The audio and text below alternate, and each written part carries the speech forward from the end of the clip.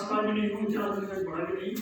मैं भूजल वैज्ञानिक हूँ, मैंने एमएससी की है और साइंस का स्टूडेंट होकर के आर्ट्स की किताब लिखी।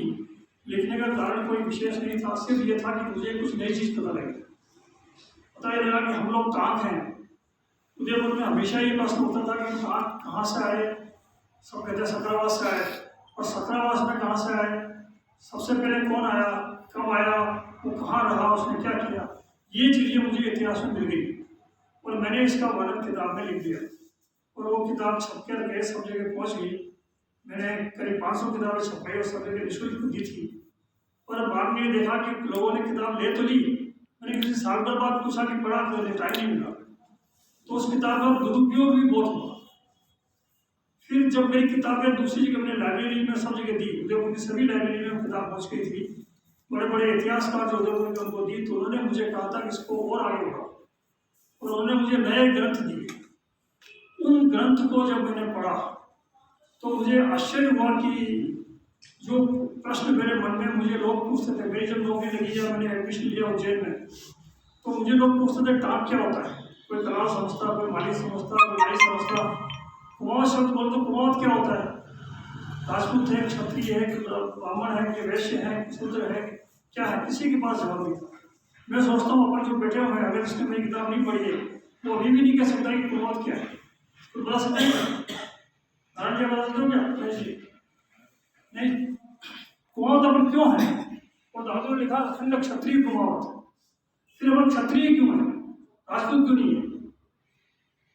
फिर वो लोग प्रश्न पूछते हैं कि अगर कुमावत हो, क्षत्रिय हो, तो दारू पीते होंगे, मांस वगैरह खाते होंगे।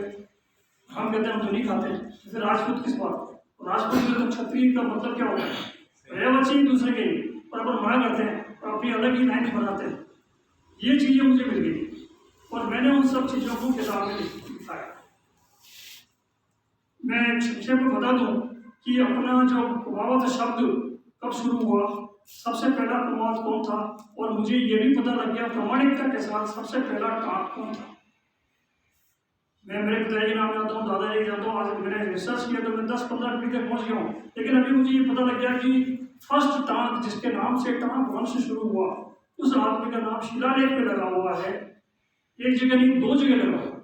तो 2 जगह पर जब नाम को कोरिलेट किया गया तो हमें टाँक की कहाँ से शुरू हुआ, किस सन से शुरू हुआ, ये मुझे मिल गया। तो मेरे लिए दूसरी किताब लिखना जरूरी हो गया, क्योंकि मैं जानता था कि ज्ञान जब मेरे को मिल गया, मैं अगर नहीं बताऊंगा तो वो अंदर ही रह जाएगा। तो मैंने किताब लिख दी, जो पढ़ सकेंगे वो पढ़ेंगे, नहीं तो मैं उदयपुर की लाइब्रेरी में सब जगह किताब भेज दी है। मैंने नई किताब भी सब जगह 40 लाइब्रेरी है, 40 जगह में किताबें भेज दी है।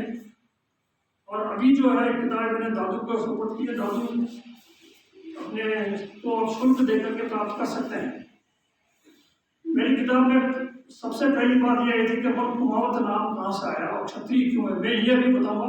बाकी चीजें आप किताब पढ़िए, संक्षेप में बताऊंगा कि महाराणा कुंभा जब हुए थे, पहले तो ये अपन सूर्यवंशी हैं, रामचंद्र जी के वंश के अपन चलते हुए आ रहे। तो वो जो 6वीं शताब्दी में गोहिल राजा हुआ था, उनका बप्पा रावल जब बना, और बप्पा रावल से फिर कुंभा आए, और कुंभा में बीच में सिसोदिया गाँव में रहे थे।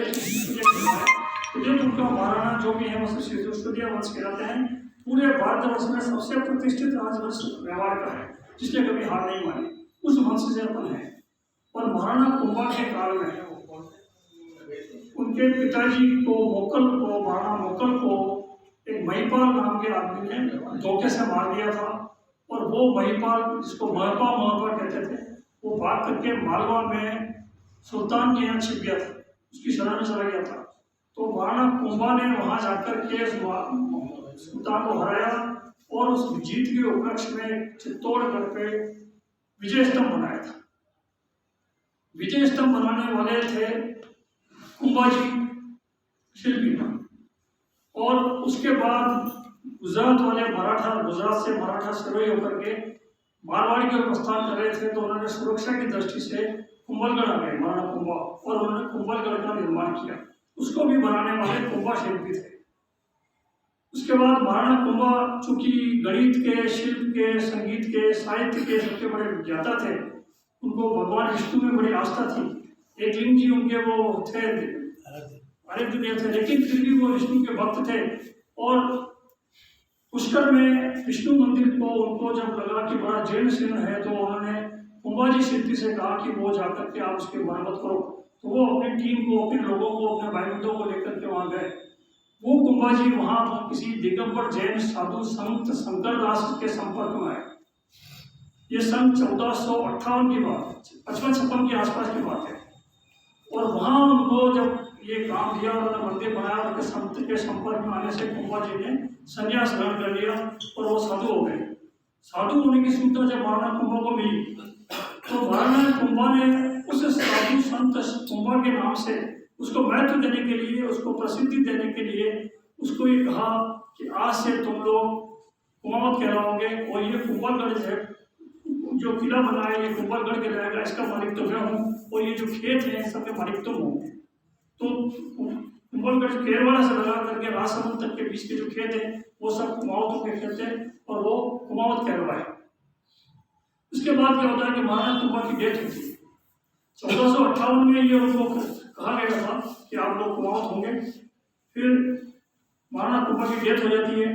उसके बाद इतना शिल्प कार्य महाराणा कुंभा ने करवाया था, सब जगह किले, महल, मंदिर ये बनवाए थे। तो पूरे भारतवर्ष में इन शिल्पियों की तारीफ होने लगी। महाराणा कुंभा ने बड़ा अच्छा काम किया है, अपने यहाँ भी उनको काम करवाए जाए। छोटे मोटे महाराजा, राजा महाराजा थे, वो महाराणा कुंभा के सामने छोटे मोटे थे, लेकिन उन्होंने यहाँ के कारीगरों को बुलवाया, और यहाँ के कारीगरों के पास आजीविका का साधन नहीं था। काम धंधा चूंकि महाराणा ने बंद कर दिया। पहले कोई लोग पर्सनली तो करवाते नहीं थे, महाराणा लोग राजशाही से जो काम होता था वो होता था। तो महाराणा कुंभा के बाद महाराणा सांगा और महाराणा प्रताप और ये सब तो बड़े जगह में गए, निर्माण कार्य ज़्यादातर नहीं हुआ।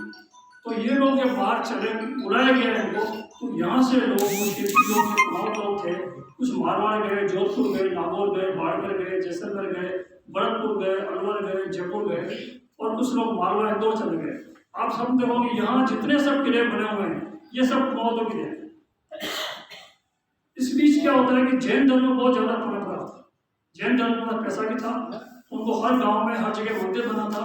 विशेष रूप से राणकपुर का मंदिर और माउंट आबू में देरवाड़ा का जो अचलगढ़ मंदिर बनाना था, तो वो जैनियों का मंदिर था। इन जैन लोगों को ये कारीगरों की जरूरत थी, लेकिन ये सब कुमावत लोग दारू पीते थे, मांस मदिरा खाते थे।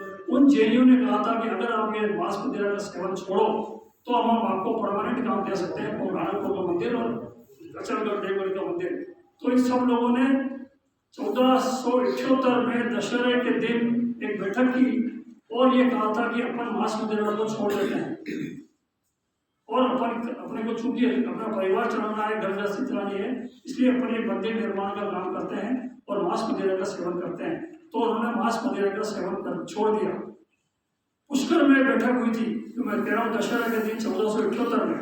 उस बैठक में निर्णय हुआ था कि अपन मांस मदिरा छोड़ रहे हैं, लेकिन जो मांस मदिरा छोड़ा तो उनका बहन बेटी का संबंध राजपूतों से कैसे हो। इस शब्द को छोड़ने के लिए उन्होंने कहा था कि अपन आज से क्षत्रिय लगाएंगे, राजपूत नहीं लगाएंगे। तो 1478 में दशहरे के दिन सभी कुमावतों ने, जो कारीगर शिल्पी थे, जिन्होंने मांस मदिरा का सेवन करना त्याग दिया था, वो लोग क्षत्रिय लगाने लग गए और अपन लोग क्षत्रिय हो गए। इस तरह से लोग सब अपने राजस्थान में सब तरफ बिखर गए। उसके बाद 16वीं शताब्दी में, मतलब 150 साल तक जो लड़ाई झगड़े का काल रहा, निर्माण कार्य हुए पर बहुत कम हुए। वो जो राजपूत कुमावत थे उनके ठिकाने तत्काल, समीचा और कपासन में कृष्णाखेड़ी, जिसको भी कृष्णाखेड़ी बोलते हैं, अगर आप लोग जानते हो, ये 3 गांव वहाँ कुमावतों की जगह थी।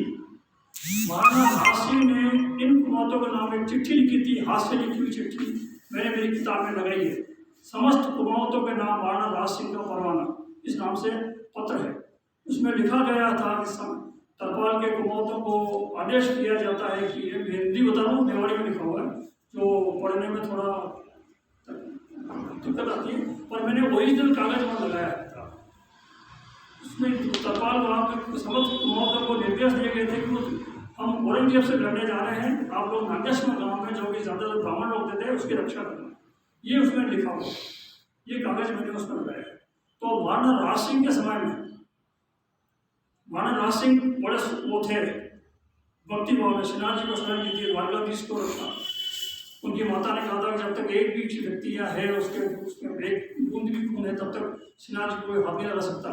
सभी राजा महाराजा ने पूरे राजस्थान में हिंदुस्तान के लोगों ने मना कर दिया, पर श्रीनाथ जी को इन्होंने राज सिंह जी ने स्थान दिया, मंदिर बनवाए उनके। ये महाराणा राज सिंह जी अपनी शादी करने के लिए बारात लेकर के जैसलमेर जा रहे थे। जैसलमेर की कृष्णा कुमारी से उन्होंने शादी की और शादी करके वापस लौट रहे थे तो गोमती नदी के किनारे पर बाढ़ आ गई। उनकी बारात को 3 दिन तक वो ठहरा। उस बारात को ठहरना पड़ा तो फिर 3 दिन में उनको लगा कि इस तार को बांधना जरूरी है, वरना हमेशा के लिए इधर आना जाना मुश्किल हो जाएगा। और वो लोग ये सोचते रहे। फिर ये 1656 की बात है। 1660 में अकाल पड़ा था। उन्होंने सोचा कि लोगों को रोजी रोटी देनी जरूरी है, तो उन्होंने राजसमंद पाल के निर्माण करने के बारे में प्लान किया। 1660 में करीब 6.5 किलोमीटर लंबी बांध आप लोगों ने राजसमंद जहाँ तक लोगों ने देख रखा होगा, 924 से लगा करके इरीगेशन ऑफिस की तरफ जो है बाणा तक के लवाने तरफ करता है, तो 6.5 किलोमीटर का ये बांध है। इसको डिफरेंट जगह बनाया गया, डिफरेंट डिपार्टमेंट बनाए गए। 2 जगह में कलाकारी है, बाकी सब जगह पत्थरों की वो पाल बनी हुई है। कहीं मिट्टी की पाले में, रेत की पाले। आगे जो हवाई जहाज भी उतरते थे, आप लोग रपट देखी हो तो, जहाँ कांपड़े हमारा मकान था उसके सामने और रपट थी, उस साइड पर पानी में जहाज भी चलते थे अंग्रेजों में। तो उस पाल को बनाने के लिए उनको कारीगरों की आवश्यकता थी, मजदूरों की आवश्यकता थी। तो कहाँ से लाए? तो उन्होंने अनाउंस किया पूरे हिंदुस्तान में कि जो लोग अपने मेवाड़ में वापस आना चाहें, जो मेवाड़ से गए हैं, तो एक आया कि माटी ने बुलाया है, ये आह्वान किया गया। और सभी कुमावत जो बाहर बिखरे हुए थे वो लोग वहाँ गए और राजसमंद की पाल के वहाँ उन्होंने पाल को निर्माण किया, तालाब बनाया। 15 साल तक ये काम चला। वो लोग 15 साल तक राजसमंद के पेरी में रहे। अभी शायद दादू ज़्यादा जानता है, राजसमंद के पास में अपने 40,000 वोटर्स हैं। और उदयपुर में जो सब लोग बैठे हुए हैं, हर आदमी का पैतृक गांव राजसमंद के आसपास ही है। कल मेरे पास अजमेरा कोई आए थे, वो बता रहे थे हम लवाना गांव के। माननीय जो लोग हैं वो लवाना के हैं, ऊंटवार लोग बाणा से हैं। शुभलाल की शादी वो बता रहे थे वो बाणा से। तो इस प्रकार से तांग लोग 9 गाँव से हैं। मैंने सक्रावास पहले बताया था, पर मैं स्पष्ट कर दूँ हम 9 गाँव से थे, क्योंकि ये 9 गाँव नाम पहले मैं भी मेरी राजसमंद पहुँची थी। मैं सिर्फ एक बार वहाँ माता जी हमारी सती माता है, मैं एक बार पिताजी के साथ दर्शन करने गया था, बाद में मैं नहीं गया। आंगुली बड़े में 2-3 साल यहाँ पर मेरे को सक्रावास तो मैं गया था 2-3 बार, क्योंकि वो बेरू जी के नाम से हमें जानते थे, लेकिन वो 9 गाँव के बारे में जानकारी नहीं थी। उस 9 गाँव के मंदिर को मैंने पहले तो मैं राजसमंद के बारे में लिख रहा था। राजसमंद देखते देखते तो एक मेवाड़ का पूरा इतिहास पढ़ा, तो राजसमंद के कमठानों की भैया, कमठाना मतलब जो काम चलता है उसको कमठाना बोलते हैं। उस कमठाने की भैया में कौन कौन कारीगर थे, उन कारीगरों की सूची राजसमंद की पाल में अभी आप जाकर के देखें तो वहाँ 25 शिलाएँ लगी हुई है। अगर आपको ध्यान दो, छतरियों के यहाँ आलिए बने हुए हैं, उनके जोड़े की जाली लग गई है आजकल, तो कुछ पे लगी कुछ पे नहीं लगी है। शिलालेख नंबर 3, 6, 8, 9 और 25 है, सभी कारीगरों के नाम है। उसमें एक मुकुंद जी नाम है, कल्याण जी नाम है, ये बड़े नाम है। मुकुंद जी का बाद में जब मैंने इतिहास ढूंढा तो मुकुंद जी को महाराणा राज सिंह ने वहाँ से ला करके अम्बा माता का मंदिर बनवाया, रंग सागर तालाब बनवाया और उनको रहने के लिए वहाँ जगह दी और उनके नाम से मुकुंदपुरा बस गया, जो अभी अपन मुकुंदपुरा कहते हैं, बाकी कोई नहीं कहता है। मेरे ख्याल से कुमाऊं के अलावा मुकुंदपुरा कोई नहीं कहता है। नगर पालिका में जाओ, नगर निगम में जाओ या आसपास किसी को मुकुंदपुरा कोई नहीं आता है, लेकिन अपन मुकुंदपुरा कहते हैं। क्यों कहते हैं किसी को नहीं पता, लेकिन वहाँ शिलालेख पे मुकुंदपुरा लिखा हुआ है। मैंने उस फोटो किताब में दिया है। फिर कल्याण जी नाम मैंने देखा, कल्याण जी के पिताजी के नाम का कल्याण जी शुद्ध मेघा जी, कल्याण जी शुद्ध जगन्नाथ शुद्ध मेघा जी, ये 3 नाम, भाई अर्जुन, लाला, केसा, ऐसे कुछ 9 नाम थे। और जब महाराणा ने 1661 में काम शुरू किया और 1675 में ये काम पूरा हो गया राजसमंद का पाल का, तो शिलालेख लिखे गए, संस्कृत में लिखे गए। इस शिलालेख के कारीगरों के नाम जो मैंने पढ़े और फिर मैंने यहाँ डॉक्टर देव मुरारी बड़े ऊंचे साहित्यकार आप लोगों ने नाम सुना होगा, उनसे मैंने फ़ोन किया, मेरे को शिलालेख मिला, इनके बारे में मेरे को पूरा पढ़ना चाहता हूँ, संस्कृत मेरे को आती नहीं पर। तो उन्होंने कहा इसका अनुवाद एक किताब हो चुका है, वहाँ है। मैं वहाँ पर फ़ोन करके गया और वो किताब लाया, उसमें पूरा हिंदी अनुवाद मैंने पढ़ लिया। उस किताब में सब चीज़ें मुझे क्लियर हो गई कि ये सब लोग कुमाऊं थे। और इसके बाद महाराणा राज सिंह ने सबको अपना अपना महत्व देने के लिए कुमाऊं लोग चूंकि टाँकी तोड़े से 9 चौकी की छतरियों का काम किया था, शिल्प का काम, 9 चौकी छतरियाँ देखी होगी आपने, उनको टाँकी वाले बोलते थे।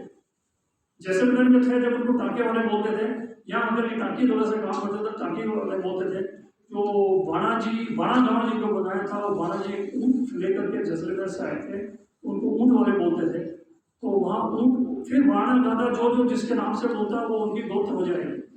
तो टाँकी वालों को टाँक बनाया, ऊँट वालों ने ऊँटवाल बना लिया। अजमेर से जो लोग आए थे वापस लौट के उन्होंने अजमेरा बनाया, वो लवाना बस गए। ऐसे सब जो